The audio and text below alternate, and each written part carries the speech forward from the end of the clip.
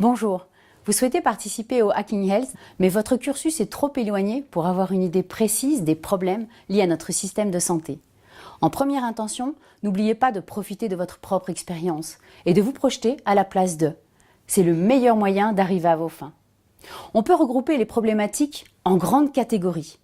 Vous avez par exemple toutes les problématiques qui sont liées aux patients, les problématiques qui sont liées aux professionnels de santé et celles qui sont liées au contexte. Cette liste n'est bien évidemment pas exhaustive. Après, on va pouvoir descendre d'un niveau pour aller plus loin, pour pouvoir creuser les problèmes. Pour la catégorie patient, nous pouvons distinguer plusieurs axes. Vous avez par exemple les problématiques qui sont liées à son autonomie. Pensez à un patient alité qui ne peut plus satisfaire des besoins tout simples de manière autonome. Comment faire sa toilette, s'habiller, s'alimenter, se divertir? Avez-vous déjà essayé de manger en décubitus complet sans vous en mettre partout? Ou bien encore, attendre une aide extérieure pour pouvoir être transféré du lit au fauteuil. Pensez aussi à la barrière de la langue, de la culture, de la religion. Les exemples ne manquent pas, mais la vidéo est hélas limitée dans le temps. Ensuite, toujours dans la catégorie patient, vous avez les problèmes liés à l'âge. Calmer un enfant pendant un soin sans avoir la nécessité de le sédater et par la même occasion rassurer les parents. Vient ensuite les patients âgés et tous les problèmes qui vont avec, comme par exemple les problèmes de chute. Peut-on trouver un système préventif? La gestion des fugues ou des désorientations, les surveillances nocturnes. Là aussi, les problèmes ne manquent pas. Vient ensuite la pathologie du patient et de sa prise en charge. Le patient prend-il bien son traitement? Les horaires sont-ils respectés? Cela est problématique pour les patients atteints de troubles de la mémoire, par exemple. En cas de déplacement à court ou long terme, faut-il répéter toute l'histoire?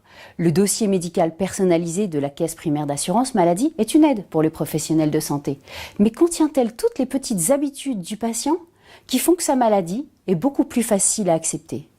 La pratique de loisirs, le maintien à l'emploi, la scolarité aussi peut être rapidement un problème dans certains cas.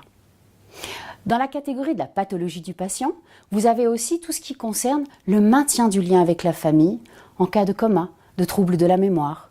Comment assurer le lien entre un enfant, un parent hospitalisé, par exemple placé en sommeil artificiel?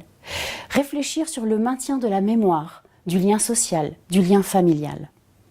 Ensuite, vous avez tout ce qui est lié au contexte. Là aussi, les exemples ne manquent pas.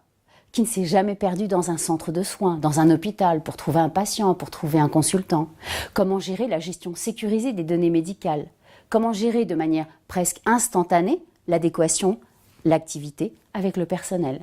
Comment optimiser la gestion des stocks, les péremptions de médicaments dans les armoires à pharmacie des unités de soins? Comment optimiser l'occupation des lits, les entrées, les sorties, les retraits de l'eau? Ensuite, vous avez aussi tout ce qui concerne le lien ville-hôpital. Cela peut être très largement amélioré, regardez votre propre expérience. Et pour finir dans nos exemples, vous avez la catégorie des professionnels de santé. Comment gérer de manière sécuritaire les étudiants qui sont au chevet du patient? Comment prévenir les erreurs?